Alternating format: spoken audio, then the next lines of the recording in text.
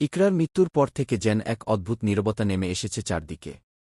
ঘরের ভেতর, উঠোনে, আত্মীয় স্বজনের চোখে, সবখানেই শুধু একটাই অনুভূতি, শোক আর অবিশ্বাস। যে ইকরা কয়েকদিন আগেও সবার সঙ্গে কথা বলছিল, হাসছিল, আজ সে নেই। এই সময়েই নেপাল থেকে লাইভে এসে কথা বলেন আলভি। তার কণ্ঠে ছিল ক্লান্তি, ছিল গভীর দুঃখ। তিনি কোনো অভিযোগ করেননি, কাউকে দোষও দেননি। শুধু ইকরার শেষ সময়ের কথা মনে করে আবেগে ভেঙে পড়েছিলেন।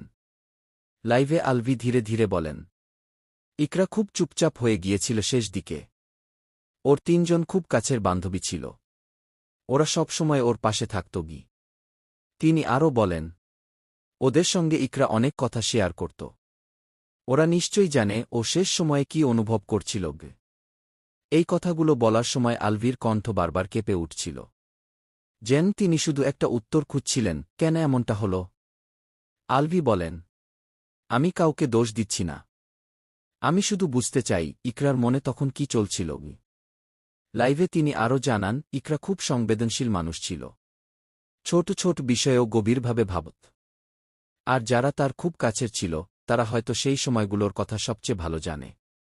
এক পর্যায়ে আলভি বলেন, বন্ধুরা অনেক সময় এমন কিছু জানে যা পরিবারও জানে না। তাই আমি চাই, সবাই শুধু সত্যটা জানুক গে। তার এই কথাগুলো শুনে লাইভে থাকা অনেকেই আবেগাপ্লুত হয়ে পড়েন। কমেন্টে অনেকে লিখতে থাকেন, একটি সম্পর্কের ভেতরের কষ্ট অনেক সময় বাইরের কেউ বুঝতে পারে না। লাইভের শেষ দিকে আলভি শুধু একটি কথাই বলেন, ইকরার জন্য সবাই দোয়া করবেন। ও খুব ভালো মানুষ ছিল। এরপর লাইভটি শেষ হয়ে যায়। কিন্তু ইকরার স্মৃতি, তার গল্প আর তার জীবনের সেই অজানা অধ্যায়, সেগুলো এখনও অনেকের মনে প্রশ্ন হয়ে রয়ে গেছে। আপনার কি মনে হয়, একজন মানুষের মনের কষ্ট কি সবসময় সবাই বুঝতে পারে? ভিডিওটি শেষ পর্যন্ত দেখুন। ভালো লাগলে লাইক, শেয়ার ও সাবস্ক্রাইব করতে ভুলবেন না।